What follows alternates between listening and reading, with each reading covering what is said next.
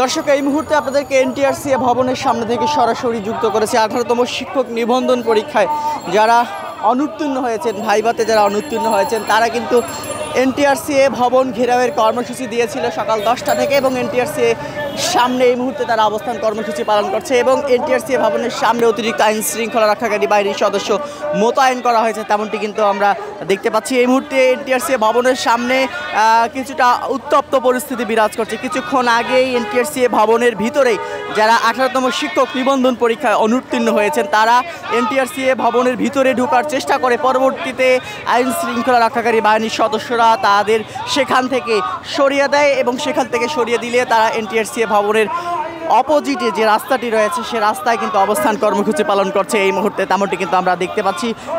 সে সময় যখন তারা এনটিআরসিএ ভবনের ভিতরে ঢোকার চেষ্টা করে তখন আইন শৃঙ্খলা রক্ষাকারী বাহিনীর সঙ্গে তাদের হাতাহাতির ঘটনা ঘটে, তেমনটি কিন্তু আমরা জানতে পেরেছি। তবে এই মুহূর্তে এনটিআরসিএর ভবনের অপোজিটের যে রাস্তাটি রয়েছে সে অপোজিটের রাস্তায় কিন্তু এই মুহূর্তে আন্দোলন করছে এনটিআরসিএর যারা 18তম শিক্ষক নিবন্ধন পরীক্ষায় অনুত্তীর্ণ হয়েছে তারা কিন্তু এই মুহূর্তে আন্দোলন করছে এখানে এবং তারা ঘেরাও কর্মসূচি দিয়েছেন, এনটিআরসিএ ঘেরাও কর্মসূচি দিয়েছেন তেমনটি কিন্তু আমরা দেখতে পাচ্ছি এবং এখান থেকে বেশ কয়েকটা আলটিমেটাম দেওয়া হচ্ছে। দুপুর 2টার মধ্যে তাদেরকে সনদ না দিলে পরবর্তীতে তারা আরও কঠোর কর্মসূচি দিবেন তেমনটি কিন্তু বলছেন। একটু যদি বলেন, আজকে আপনাদের ঘেরাও কর্মসূচি ছিল এবং একটু আগে আপনারা ঘেরাও করতে এনটিআরসিএ ভবনের ভিতরে ঢোকার চেষ্টা করছিলেন, তো কি পরিস্থিতি এই মুহূর্তে একটু যদি বলতেন।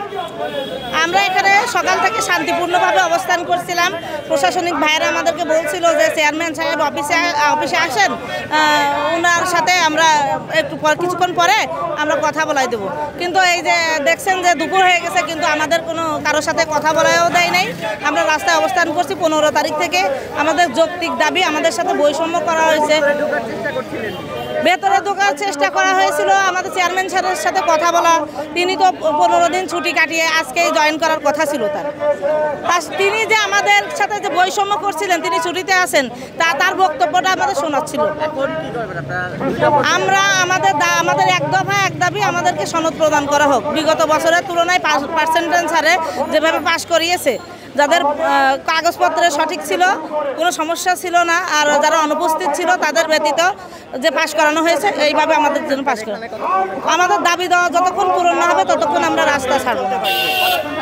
যতক্ষণ আমাদের আন্দোলন, আমাদের দাবি আদায় হয়নি ততক্ষণ আমাদের আন্দোলন চলতেই থাকবে।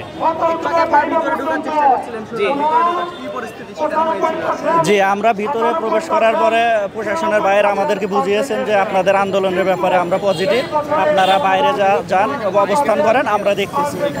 তো প্রশাসনের বাইরে উপর মহলে ওনাদের সাথে যোগাযোগ করতেছে, কথা বলতেছে, তার কারণেই আমরা রাস্তায় এসে আবার আমাদের ন্যায্য দাবি শান্তিপূর্ণভাবে চালিয়ে যাচ্ছি। দর্শক, যেমনটি বলছিলাম, যেমনটি দেখছিলেন এনটিআরসিএ ভবনের সামনে কিন্তু এখানে যারা প্রার্থী রয়েছেন, অনুত্তীর্ণ প্রার্থী 18তম শিক্ষক নিবন্ধন পরীক্ষায়, তারা কিন্তু এখানে অবস্থান কর্মসূচি পালন করছেন এবং এনটিআরসিএ ভবনের যে প্রধান গেট রয়েছে, প্রধান ফটক রয়েছে, সেখানে আইন শৃঙ্খলা রক্ষাকারী বাহিনীর সদস্যরা কিন্তু সেখানে মোতায়েন রয়েছে। অতিরিক্ত আইন শৃঙ্খলা রক্ষাকারী বাহিনীর সদস্য কিন্তু সেখানে মোতায়েন করা হয়েছে তেমনটি কিন্তু আমরা দেখতে পাচ্ছি এবং আপনাদেরকে এই যে এনটিআরসিএ 18তম শিক্ষক নিবন্ধন পরীক্ষায় যারা অনুত্তীর্ণ হয়েছেন তারা কিন্তু বেশ কিছুদিন ধরে আন্দোলন করছিল প্রেস ক্লাব এলাকায়, পরবর্তী আন্দোলন করে এবং পরবর্তীতে তারা এনটিআরসিএ ভবনের সামনে এসে আন্দোলন করে তেমনটি কিন্তু আমরা দেখি। তবে আজকে তাদের এনটিআরসিএ ভবন ঘেরাওয়ের কর্মসূচি রয়েছে এবং এনটিআরসিএ ভবনে তারা ওঠার চেষ্টা করলে আইন শৃঙ্খলা রক্ষাকারী বাহিনী তাদেরকে সেখান থেকে সরিয়ে দেয় তেমনটি কিন্তু আমরা জানতে পেরেছি। তো এই ছিল এখন পর্যন্ত এনটিআরসিএ ভবনের সামনে থেকে এনটিআরসিএ 18তম শিক্ষক নিবন্ধন পরীক্ষায় যারা অনুত্তীর্ণ হয়েছেন তাদের এনটিআরসিএ ভবন ঘেরাওয়ের কর্মসূচির সর্বশেষ পরিস্থিতি।